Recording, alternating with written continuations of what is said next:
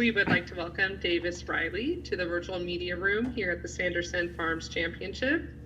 Welcome back. You'll be making your third tournament start here. What's it like to be back here and as a Hattiesburg, Mississippi native, having a tournament here in your home state? Yeah, it's really cool. It's always really cool when you can play at a place that you're pretty familiar with, and that's right up the road from where you grew up. So it'll be nice to have some old friends and family back in town to watch the tournament.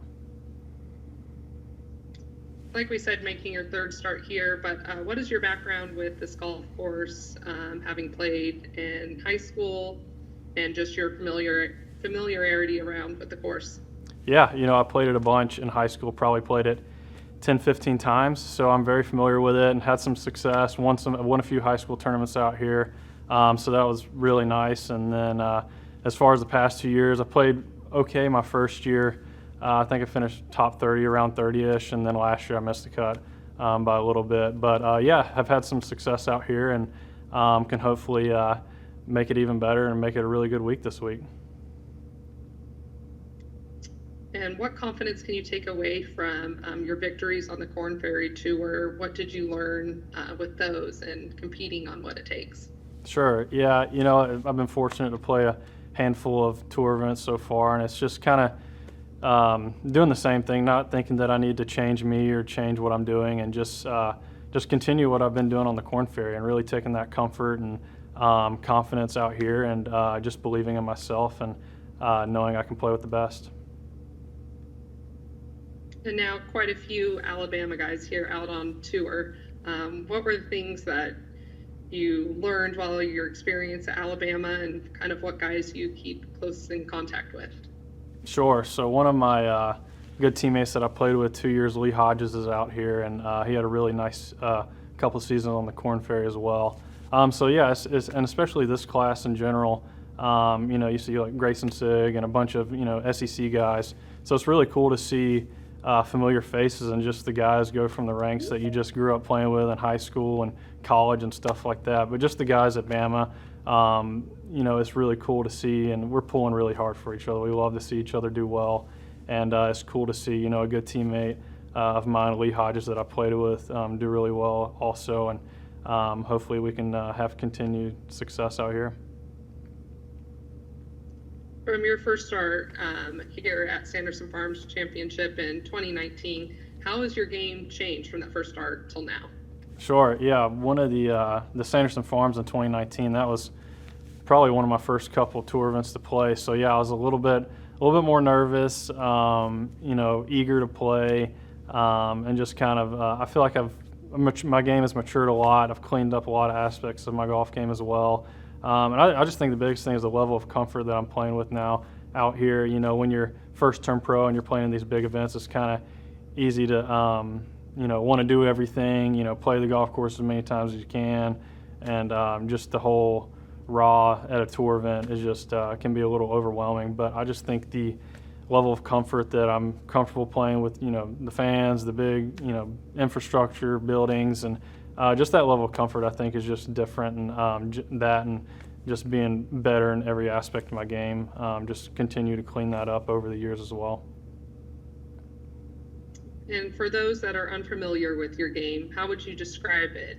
Big on putting, ball striking, what area? Sure, yeah, I would definitely say the strengths of my game are my ball striking.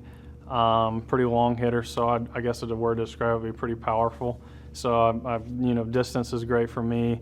Iron play is helped me get to this point. So definitely leaning on that, and and just trying to continue to improve in every area as well. So I'd just say my ball striking has probably been the biggest factor to help get me to this point. I'm going to hand it over to Trey Monagru for a few questions. Okay. He's with WLBT Box 40. Perfect. Hey, Davis.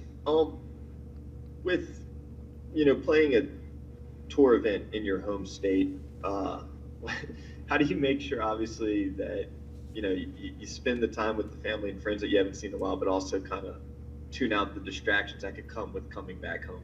Sure. Yeah, I'm sure I'll have a few shenanigan old friends out here making some noise, so I'll have to try to block that out. No, it's yeah, there's a fine line there, right? Like, I know what I need to do at the during the tournament week, the prep days leading up to. I know what I need to do, so I'm just kind of checking all those boxes, and from there just enjoying it and taking it all in. So I think that's the biggest thing. You can't be, when you get done from the golf course, try to just get away from it and not stress out about the week or over prepare, because that definitely is a thing. So I think the biggest thing for me is know what I need to do in the prep work during the week, check all the boxes, and then just go enjoy that time with friends and family and have fun with it. And how cool is it that there are 5 Mississippi natives in this field this year? Oh, it's really cool. I know for myself, I've been out here a few times, but I'm pretty sure, there's Chad Ramey, Hayden Buckley, and a couple other guys who I'm sure have been out here as well. So they're, it's nice probably for them too to come to a place that they've seen before. But it's really cool. It's cool to see how the game has grown in Mississippi, and just the young talent that's coming through Mississippi, just the new guys coming from the Korn Ferry class. So it's really cool to see the level of play and how the game is growing in the Mississippi area. And I'm sure, obviously there's pressure that comes with any tour event, but is there any added pressure when it's, in Mississippi? Not really. Not added pressure. I'm just trying to enjoy it, and there's no added pressure. Obviously I want to play well for, my friends and family, but at the end of the day, they love me and they just want to hang out with me and just be a good friend. So I think that's the biggest thing, is just play my hardest and see what happens, and then just enjoy having people out there, make a little noise for you every now and then, and I think that's the biggest thing. Yeah, maybe saying added pressure was the wrong word. Does it motivate you though, when, like you said, you have friends and family right there cheering for you, stuff like that? Oh, 100%. Yeah, this would be this is one that I've saw on the calendar.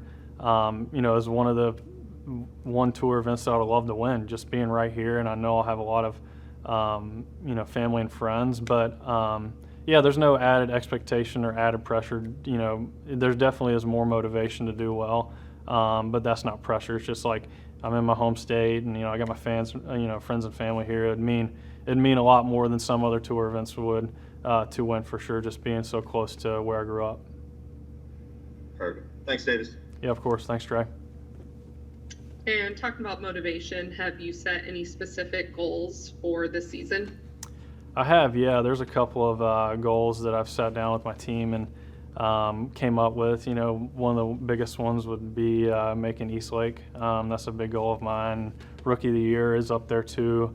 And then just put myself, another goal I did for mine was put myself in the last 2 groups 3+ times this year. So just giving myself a chance to win and being consistent, making to Eastlake, and those are probably my 3 biggest goals for the year. And mentioned as a goal, wanting to be Rookie of the Year. This time last year, you were living with our reigning Rookie of the Year, Will Zalatoris. Right. What was it like living together? Was it kind of help or motivating and pushing each other? Sure, yeah. I mean, I'm sure he'll tell you too. Our matches at home are more intense than they are out here. So, at the end of the day, we're pulling for each other out here, but we're trying to get under each other's skin out when we're at home. It's a lot of fun, and it's been really fun. We definitely pushed each other, and I think COVID was could have honestly been a really good time for us. So I don't think that was any surprise as to why we came out, especially him came out so hot after the quarantine, just because we were staying sharp. We were playing all the time together, battling back and forth, and we were lucky that our course was able to open up and follow the guidelines accordingly. But yeah, we played a bunch and we were competing, so we were just staying sharp. As you might have seen other guys come in, not as sharp, not playing as much, not competing. So I think that was a really good time for us, and I think that's a big factor, why we had a lot of success right after the COVID. Thank you. Appreciate you taking the time to talk with us, and we wish you all the luck this week. Awesome. Thanks, Haley.